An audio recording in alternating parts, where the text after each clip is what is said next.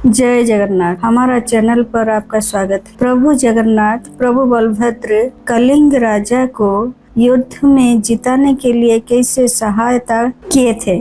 कलिंग राजा पुरुषोत्तम देव कांची राजा के पुत्री को विवाह करने के लिए प्रस्ताव रखे थे और कांची राजा प्रस्ताव में सहमत थे, परंतु मंत्री का बात में आके उस प्रस्ताव को कांची का राजा ठुकरा दिया था। इसीलिए मना किया था कि रथ यात्रा के समय कलिंग का राजा प्रभु जगन्नाथ, प्रभु बलभद्र, माँ सुभद्रा तीनों रथों के आगे सोने का झाड़ू से रास्ता साफ कर रहे हैं, क्योंकि ये ब्रह्मांड का राजा का स्वागत हो रहा था। ये देख के कांची का मंत्री चले गए, जाके राजा सल्लुक को बताया कलिंग का राजा झाड़ूदार है, वो रथ यात्रा में रास्ता साफ करता है। ये सुन के राजा सल्लुक साफ मना कर दिया, मेरा पुत्री पद्मावती को मैं एक सड़क साफ करने वाला राजा को नहीं दूंगा। फिर कांची का राजा सल्लुक पुत्री पद्मावती की स्वयंवर में सभी दिग्गज राजाओं को आमंत्रण किया, कलिंग राजा को छोड़ के।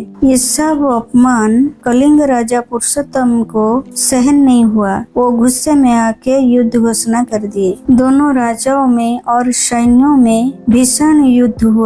उस युद्ध में कलिंग राजा के शिविर में आग लगा दिया गया। उस युद्ध में बहुत सैन्य मारा गए और राजा युद्ध में हार गए। उस युद्ध में राजा हारने के बाद पुरी आके एक प्रसिद्ध पुरोहित से सलाह लिए। उन्होंने बोले, राजा आप गलती कर दिए, युद्ध करने से पहले हमारा प्रभु जगन्नाथ की आज्ञा लेना था, प्रभु का अनुमति लेना था। ये सुनने के बाद प्रभु जगन्नाथ के आगे प्रार्थना किए और अपना गलती स्वीकार किया। प्रभु जगन्नाथ उस रात राजा को स्वप्न में बोले, राजा चिंता मत करो, दोबारा युद्ध घोषणा करो। इस बार मैं और भ्राता बलराम हम दोनों युद्ध करने जाएंगे।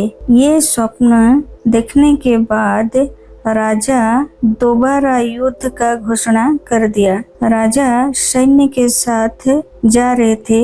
इधर प्रभु जगन्नाथ, प्रभु बलभद्र सफेद और काला घोड़े में बैठ के आगे आगे सैन्य के रूप में जा रहे थे। रास्ते में जगन्नाथ बलभद्र दोनों भाई माणिक नाम का एक महिला से दही पिए। उस महिला पैसा मांगी तो अपना हाथों से अंगूठे निकाल कर दे दिए और बोले, पीछे हमारा राजा आ रहे हैं, उन्हें दिखाना, वो तुम्हें पैसा देंगे। थोड़ा देर के बाद जब राजा आए तो माणिक ने राजा को अंगूठी दिखाया और सब बातें बताया, तो राजा दोनों प्रभु का अंगूठी देख के पहचान लिए और उस महिला को बहुत धन दिए और एक गांव दे दिए। उस गांव का नाम माणिकपटना, वो गांव अभी भी है।